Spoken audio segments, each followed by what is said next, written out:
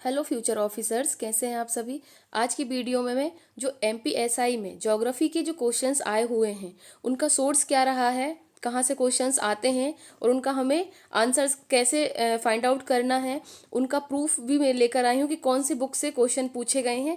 आप देख सकते हैं स्क्रीन पर कि ये मैंने स्क्रीनशॉट लिया है जिसमें आपको अटैच भी किया है मैंने इस पीडीएफ में कि बता सकूं आपको कि कहाँ से क्वेश्चंस आए हैं। तो ये वीडियो आपके लिए बहुत इंपॉर्टेंट होने वाली है, इसको स्किप ना करें और अंत तक जरूर देखें और अपने फीडबैक भी मुझे कमेंट में बताएंगे। इसी तरीके से मैं और भी इसकी सीरीज स्टार्ट कर रही हूँ। आपने हिस्ट्री की वीडियो को इतना सपोर्ट दिखाया उसके लिए बहुत बहुत थैंक यू। अब हम आगे स्टार्ट करेंगे आज से ज्योग्राफी की सीरीज। ठीक है, इसमें ये सारे आपके क्वेश्चंस हैं और उन्हीं का आपका यहाँ पे डिटेल एनालिसिस है विद प्रूफ की कौन सी बुक से आए हुए हैं। ठीक है, तो चलिए आज की क्लास हम स्टार्ट करते हैं जिसमें आपका आज पहला क्वेश्चन होने वाला है।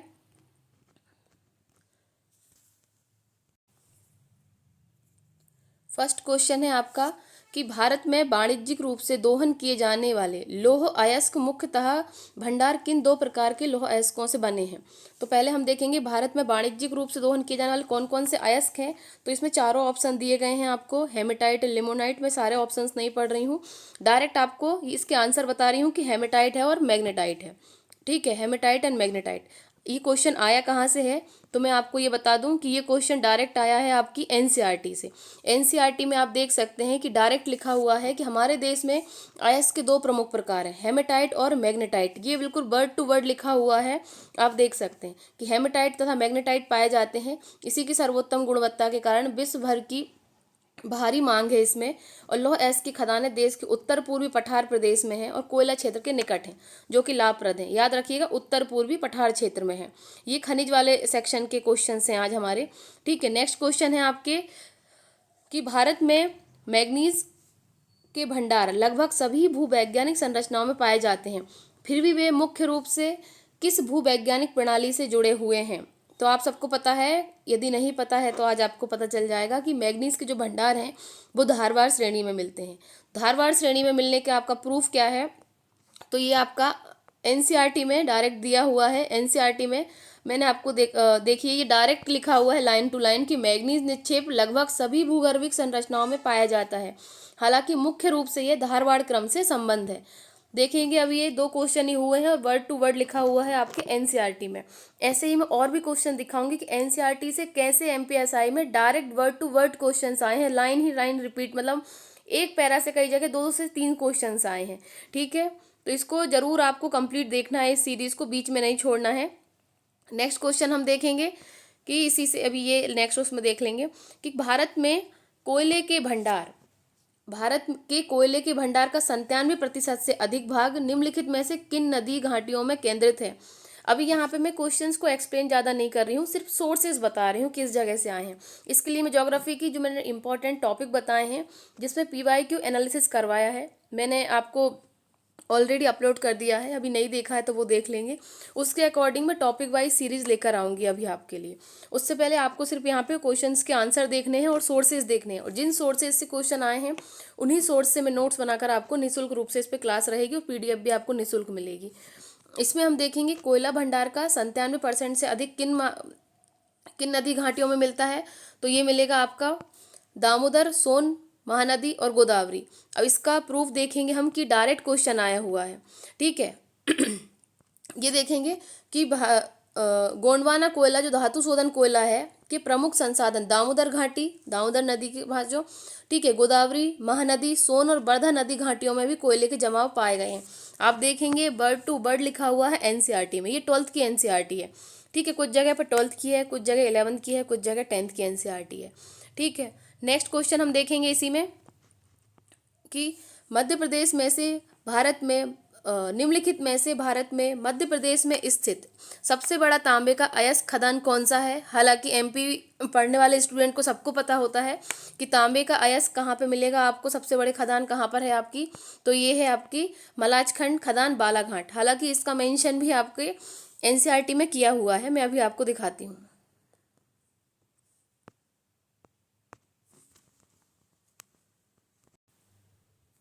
नेक्स्ट क्वेश्चन है आपका कि मध्य भारत में मध्य प्रदेश की प्रमुख मैग्नीज खनन पट्टी निम्नलिखित में से किन जिलों के संयोजन से होकर गुजरती है? तो ये है आपका बालाघाट, छिंदवाड़ा, निमाड़, मंडला, झाबुआ। यहाँ से आपकी मैग्नीज खनन पट्टी गुजरती है। ठीक है, ये भी आपका एनसीईआरटी में दिया हुआ है, हालांकि ये एमपी स्पेशल का क्वेश्चन है। ठीक है, नेक्स्ट क्वेश्चन है, आप इसमें देखेंगे कि word to word, line to line उठाया हुआ है। ठीक है, क्वेश्चंस को कि परंपरागत अभ्रक पट्टी, जिसको क्या बोलते हैं अभ्रक को, माइका, जो झारखंड के निचले हजारीबाग क्षेत्र में स्थित है, उसकी लंबाई और चौड़ाई लगभग कितनी है? इतना डिटेल में हम लोग यदि दूसरे नोट से पढ़ेंगे तो शायद नहीं देखेंगे। ठीक है, तो ये है आपका 150 किलोमीटर लंबी और लगभग 22 किलोमीटर चौड़ी। तो ये आपको डायरेक्ट एनसीईआरटी की लाइन देखिए, इसमें लिखा हुआ है कि अभ्रक निचले हजारीबाग पठार की 150 किलोमीटर लंबी तथा 22 किलोमीटर चौड़ी पट्टी में पाया जाता है। अब इतना ही डायरेक्ट मेंशन है इसमें, तो सोचो कि हमको दूसरे नोट्स की जरूरत ही नहीं है, इस सब्जेक्ट के लिए आपको एनसीईआरटी ही पढ़ना है। ठीक है, नेक्स्ट हम क्वेश्चन देखेंगे इसमें। इसी में एक अभ्रक से एक और क्वेश्चन लिया हुआ है कि भारत में राजस्थान में मुख्य अभ्रक बेल्ट मोटे तौर पर किस शहर तक फैले हुए हैं? तो इस तरीके से भी हम कई बार नहीं पढ़ते हैं, तो ये आ जाएगा आपका जयपुर से उदयपुर। ये डायरेक्ट आपका देखिए एनसीईआरटी में लिखा हुआ है। ठीक है, राजस्थान में अभ्रक की पट्टी लगभग 320 किलोमीटर लंबाई में जयपुर से भीलवाड़ा और उदयपुर के पास तक विस्तृत है। ठीक है, इसमें बताया गया है, हालांकि इसमें कर्नाटक के मैसूर व हासन जिले, तमिलनाडु के कोयम्बटूर, तिरुचिरापल्ली, मदुरई सभी का उल्लेख किया गया है, और कौन कौन से जिलों में अभ्रक के निक्षेप है उनका भी मेंशन है इसमें। ठीक है, तो इसके थ्रू आप डायरेक्ट कंप्लीट कर सकते हैं। नेक्स्ट देखेंगे, ये 12 शिफ्ट में जितने भी क्वेश्चंस आए हैं आपके संसाधन वाले टॉपिक से, मैंने उनका प्रूफ बताया है यहाँ पे। ऐसे ही मैं आने वाली वीडियोस में और अलग अलग टॉपिक से क्वेश्चंस लेकर आऊँगी कि कहाँ से आपके वो सोर्सेस रहे हैं।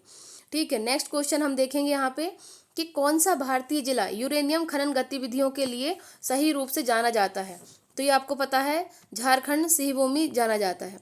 ठीक है, ये भी आपका एनसीईआरटी में मेंशन है। ठीक है, ये देखिए कि यूरेनियम और थोरियम जो झारखंड और राजस्थान की अरावली पर्वत श्रृंखला में पाए जाते हैं। अब कोई कहेगा कि मैडम हम इतने डिटेल में नहीं पढ़ते हैं टॉपिक्स को, तो भाई पढ़ना पड़ेगा। पूछे गए हैं क्वेश्चंस, तो जैसे क्वेश्चंस पूछे जा रहे हैं हमें उस हिसाब से अपना पढ़ाई का लेवल सुधारना पड़ेगा और पढ़ना पड़ेगा, चीज़ों को कवर करना पड़ेगा कि हम वर्ड टू वर्ड इनसे चीज़ों से क्वेश्चंस बनाएं और लिखें और याद करें उनको। ठीक है, क्योंकि आपके सामने ही प्रूफ है कि इनसे क्वेश्चंस तो आ रहे हैं। नेक्स्ट है, ठीक है, झारखंड सिंहभूमि। ठीक है, नेक्स्ट क्वेश्चन हो जाएगा आपका कि भारत के अरुणाचल प्रदेश में कौन सा संसाधन प्रचुर मात्रा में पाया जाता है? तो अरुणाचल प्रदेश में कौन सा संसाधन प्रचुर मात्रा में पाया जाता है? तो उसका आंसर हो जाएगा आपका जल संसाधन। ये आंसर भी आपका एनसीईआरटी में दिया हुआ है। ठीक है, इसमें लिखा है कि परंतु मूल विकास की कमी है राजस्थान में। देखिए, उदाहरणार्थ झारखंड और मध्य प्रदेश और छत्तीसगढ़ आदि प्रांतों में खनिज और उस कोयले के प्रचुर भंडार हैं, और अरुणाचल प्रदेश में जल संसाधन के प्रचुर भंडार पाए जाते हैं, परंतु मूल विकास की कमी है। क्लियर मेंशन है कि अरुणाचल प्रदेश में जल संसाधन के प्रचुर भंडार हैं। ये देखिए, आप लाइन टू लाइन लिखा हुआ है आपकी एनसीईआरटी में। ठीक है, यदि मैं डायरेक्ट बोलती आपको कि ये टॉपिक एनसीईआरटी से पढ़ना है, तो आप यकीन ही नहीं करते कि हम एनसीईआरटी से क्यों पढ़ें। बहुत सारी मार्केट में बुक्स हैं, उनसे ये टॉपिक कंप्लीट करेंगे। इसलिए यहाँ पे मैंने उनका स्क्रीनशॉट मेंशन किया है ताकि आपको पता चल सके ये इन्हीं से ही डायरेक्ट क्वेश्चंस हैं। नेक्स्ट क्वेश्चन है कि निम्नलिखित में से कौन सा एक अपतटीय तेल क्षेत्र है जो भारत के पश्चिमी तट से लगभग 160 किलोमीटर दूर स्थित है, जो 1970 के दशक के शुरुआत में खोजा गया और भारत की तेल आपूर्ति के लिए महत्वपूर्ण है? तो इसमें से आपके तेल आपूर्ति के लिए सारे इंपॉर्टेंट हैं, लेकिन 160 किलोमीटर दूर स्थित कौन सा है आपका? मुंबई हाई। ठीक है, इसका प्रूफ ये लिखा हुआ है इसमें कि डायरेक्ट देखिए 160 किलोमीटर भी मेंशन है और 1970 के दशक वाला भी यहाँ पे लिखा हुआ है कि मुंबई नगर से 160 किलोमीटर अपतटीय क्षेत्र में पड़ता है। कौन सा क्षेत्र आपका? मुंबई हाई। क्लियर मेंशन है, 160 किलोमीटर है आपका मुंबई हाई, और जो कि 1973 में खोजा गया, मतलब कि 70 के दशक में। तो ये डायरेक्ट मेंशन है इसमें। ठीक है, नेक्स्ट है आपका, नेक्स्ट क्वेश्चन हो जाएगा कि भारत के कर्नाटक में निम्नलिखित में से कौन सा क्षेत्र अपनी विशिष्ट लौह भंडार के सही रूप से मेल खाता है। तो इसमें हो जाएगा आपका सुदूर हॉटस्पॉट, उच्च श्रेणी का हेमेटाइट और मैग्नेटाइट अयस्क, हमने अभी पढ़ा है इसे। ठीक है, नेक्स्ट क्वेश्चन है आपका, निम्नलिखित में से भारत में कौन सी सही जगह है जहां जियोथर्मल एनर्जी प्लांट प्रारंभ किया गया है या शुरू किया गया है। तो ये आपका आ जाएगा मणिकरण, हिमाचल प्रदेश। ठीक है, कहाँ पे आपका स्टार्ट किया गया था, तो ये हुआ था मणिकरण, हिमाचल प्रदेश। अब इसका आंसर दिखाती हूँ मैं एनसीईआरटी के द्वारा कि भूतापीय ऊर्जा के दोहन के लिए भारत में 2 प्रायोगिक परियोजनाएं शुरू की गई हैं। पहला है हिमाचल प्रदेश के मणिकरण क्षेत्र में के निकट पार्वती घाटी में, और दूसरा है आपका लद्दाख की पूगा घाटी में। ठीक है, दोनों मेंशन है यहाँ पे। क्वेश्चन 1 से आया हुआ है कौन सा, हिमाचल प्रदेश के मणिकरण में के निकट कौन सी घाटी है आपकी, पार्वती घाटी।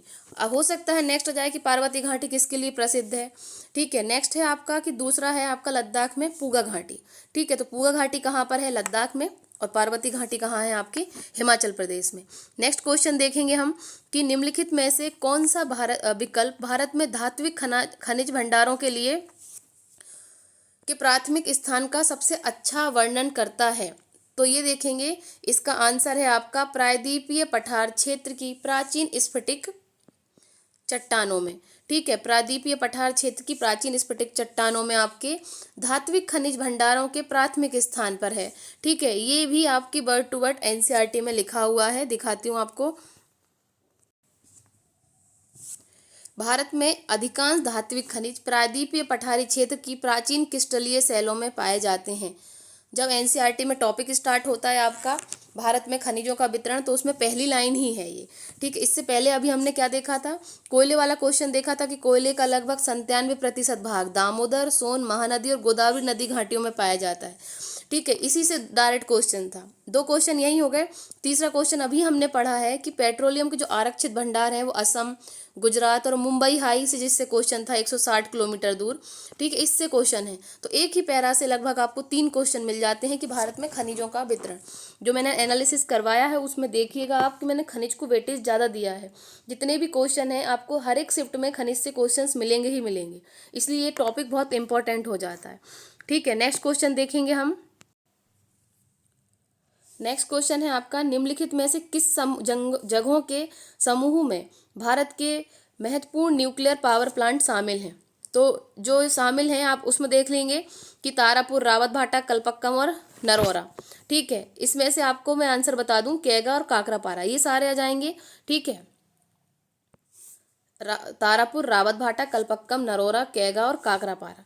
ठीक है, इसमें आपका भिलाई शामिल नहीं है, इसमें सिंगरौली शामिल नहीं है, और इसमें नेवेली शामिल नहीं है। बाकी के हैं लेकिन इसमें ये सारे शामिल नहीं है।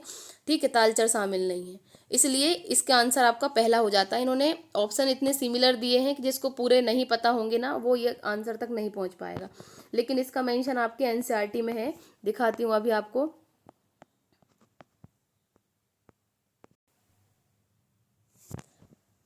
महत्वपूर्ण नाभिकीय ऊर्जा जो परियोजनाएं हैं भारत की, उसमें है तारापुर महाराष्ट्र, कोटा के पास रावत भाटा, कलपक्कम तमिलनाडु, नरोरा है आपका यूपी में, कैगा है आपका कर्नाटक में, और ये काकरापाड़ा है आपका कहाँ पे, गुजरात में।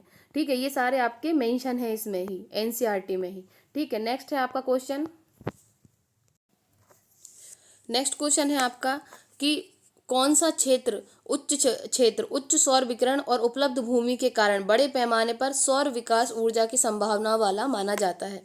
तो इसमें आपको पता ही है कि पश्चिमी भारत, विशेष रूप से गुजरात और राजस्थान वाला क्षेत्र जो है वो सौर विकिरण के लिए उच्च माना जाता है। ठीक है, ये भी आपका एनसीईआरटी में मेंशन है, अभी दिखाऊंगी। नेक्स्ट क्वेश्चन है आपका, भारत में मैग्नीज के 2 प्रमुख उत्पादकों राज्यों में एक रूप में सही रूप से पहचाना जाता है। ठीक है, नेक्स्ट हो जाए उड़ीसा हो जाएगा, इसका आंसर क्या हो जाएगा आपका, उड़ीसा। नेक्स्ट अभी दिखाऊंगी इनके आंसर्स। नेक्स्ट है आपका क्वेश्चन कि भारत में बॉक्साइट संसाधन के वितरण में ध्यान रखते हुए निम्नलिखित में से कौन सा राज्य प्रमुख उत्पादकों की तुलना में गौण छोटे बॉक्साइट उत्पादक के रूप में पहचाने जाते हैं। अब यही वर्ड टू वर्ड लाइन लिखी हुई है आपकी एनसीईआरटी में। ठीक है, देखिए, उड़ीसा बॉक्साइट का प्रमुख उत्पादक क्षेत्र है। ठीक है, कालाहांडी, संभलपुर अग्रणी उत्पादक देश हैं। जो और अलग स्थान है जो बोलनगीर कोरापुट है। झारखंड में भी लोहारडागा जिले के पेंडलस और समृद्ध निक्षेप हैं। इसके अलावा महाराष्ट्र है, फिर आपके गुजरात के कुछ क्षेत्र हैं, फिर अमरकंटक के कुछ क्षेत्र हैं और महाराष्ट्र के भी कुछ क्षेत्र हैं। ठीक है, अब इसमें देखिए लाइन डायरेक्ट लिखी हुई है, कर्नाटक, तमिलनाडु तथा गोवा बॉक्साइट के गौण उत्पादक हैं। ठीक है, डायरेक्ट लिखा हुआ है आपको। ठीक है, ये वर्ड टू वर्ड लिखा हुआ है आपके इस क्वेश्चन में। नेक्स्ट है आपका, तो क्या आंसर हो जाएगा हमारा? कर्नाटक। ठीक है, क्या आंसर हो जाएगा हमारा? कर्नाटक, तमिलनाडु और गोवा। कर्नाटक, तमिलनाडु और गोवा आंसर हो जाएगा। नेक्स्ट क्वेश्चन है हमारा कि भारत में थोरियम जो मोनाजाइट और इल्मेनाइट से प्राप्त होता है, इसके समृद्ध भंडार कहाँ पाए जाते हैं? तो ये हैं आपके केरल और तमिलनाडु के तटीय बालू में प्राप्त होते हैं। इसका आंसर भी आपको वर्ड टू वर्ड मिलेगा कहाँ पे? एनसीईआरटी में, कि आणविक ऊर्जा के उत्पादन में किया जाता है इसका यूज़। तो केरल में मिलने वाली मोनाजाइट रेत में थोरियम की मात्रा पाई जाती है। ठीक है, मोनाजाइट में आपकी थोरियम की मात्रा पाई जाती है। डायरेक्ट ये भी लिखा है कि केरल में मिलने वाली मोनाजाइट रेत में भी थोरियम की मात्रा पाई जाती है। ठीक है, नेक्स्ट क्वेश्चन है हमारा, ये रिपीट हो गया है यहाँ पे। ठीक है, आपका एनसीईआरटी में आणविक ऊर्जा और तापीय ऊर्जा से रिलेटेड एक मैप भी दिया हुआ है जिसमें आपके डायरेक्ट लिखे हुए हैं ये। ठीक है, ये जो जिसमें आपका ट्रायंगल है वो वाला क्या हो जाएंगे आपके आणविक, जिससे क्वेश्चन आया था, जैसे काकरापारा हो गया, तारापुर हो गया। ठीक है, उसके बाद है आपका कैगा हो जाएगा। ठीक है, ये हो जाएगा आपका कैगा, काकरापारा, तारापुर। ठीक है, इस तरीके क्वेश्चंस आपके अभी जो पूछा है उसका मैप भी दिया हुआ है। ठीक है, ये रहा ये नरोरा।